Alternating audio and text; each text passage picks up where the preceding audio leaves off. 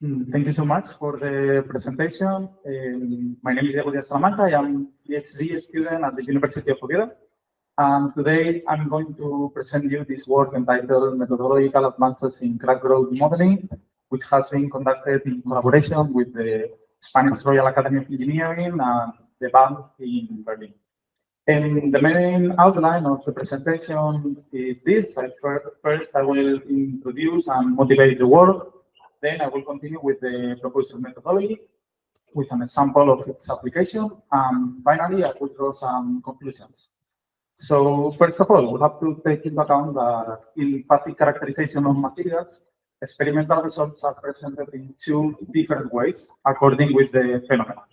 So the assessment of these results requires two well-differentiated methodologies. So the first one is what we could name the safe length approach.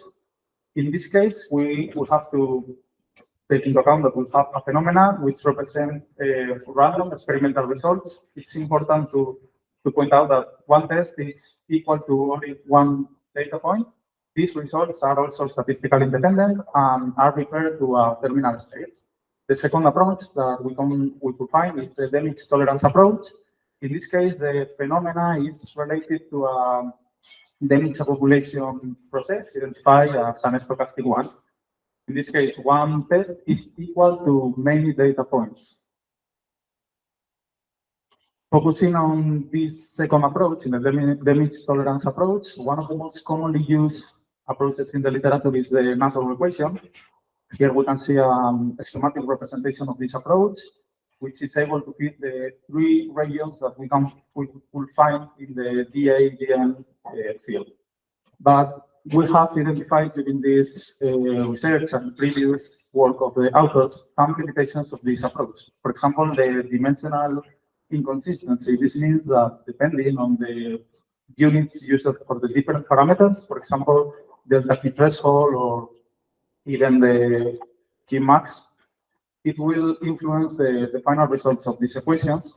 We also identify an inconvenient selection of the main variable.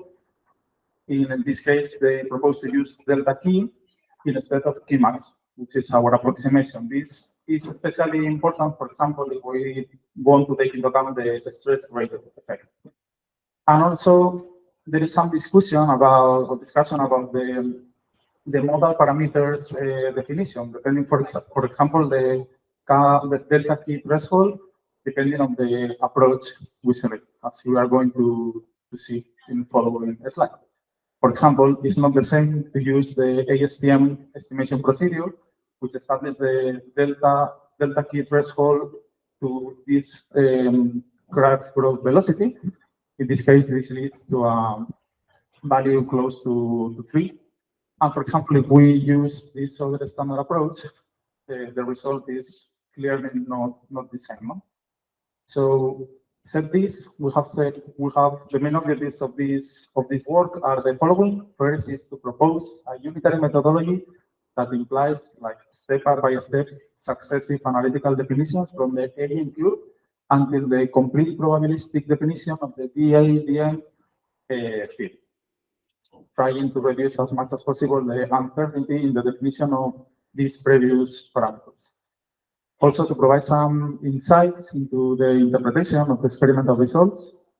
This provides maybe a possible phenomenological identification of the justification of the DA-DM cube, identifying it as a cumulative distribution function. And also to contribute to avoid the contradictions in the definition or establishment of the formation parameters. So the methodology that we propose is a unitary approach that we are going to divide into two different ways. First of all, we're going to focus on the definition of the EN cube based on the Rex model, previously developed also by the authors. Here is a schematic representation of this Rex model. The main idea is that experimentally we have this data here, the AN curve, and when we try to fit this curve as a cumulative, as a 3-parameter variable cumulative distribution function, we are able to identify this A0 value and the n additional parameter. This is related to the assumption that this process follows a Markov stochastic process. So here we can see some examples that we prepared of this approach. We can see the different experimental data and the fitting of this experimental data according to this proposal. And all the tests that we are seeing in this slide has a correlation coefficient up to 0.999.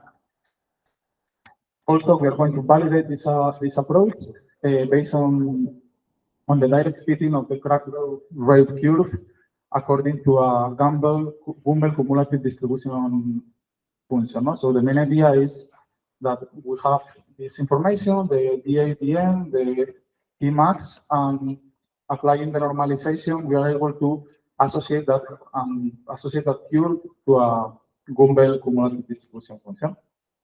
More detailed explanation of the methodology. The main idea is that we have the experimental data, in this case, the AN data. We are going to feed this AN data as a variable CDF. Subsequently, we are going to apply the analytical derivation of this obtaining the analytical derivation of the DADN, also the conventional definition of the stress intensity factor, which finally leads to the quasi-analytical definition of the DADN Tmax curve. Also, this will lead to the fatigue crack growth curve. And with that experimental data, we are going to also apply a direct fitting of this DADN delta key curve and validating the approach. So the proposed unitary methodology implies an analytical definition of the AN curve as a variable CDF from experimental results. This would also lead to the determining some parameters such as NAP or A0. Also, the derivation of the AN relation, the calculation of the CAM maximum stress intensity factor definition, establishing the field DADN Tmax, and fitting this field according to a Gumbel CDF and its physical interpretation. So, as an example of this application, we have selected a compact pension specimen, in this case, an S275 steel, with the properties that we can see in the slide. The dimensions of the specimens are the following, with a thickness of 5 millimeters and an initial crack size of 12 millimeters. These are also the testing conditions. We apply a constant load during the whole experiment or the whole test. So, first of all, we start with the fitting of this AN curve according to the Rex model. This is the AN curve fitting with a variable CDF. As I previously said, the assumption of amount of process justified the reconstruction of this crack growth curve from the hypothetic very beginning of this process, determining the A0 parameter. We have also applied some modifications to the A value.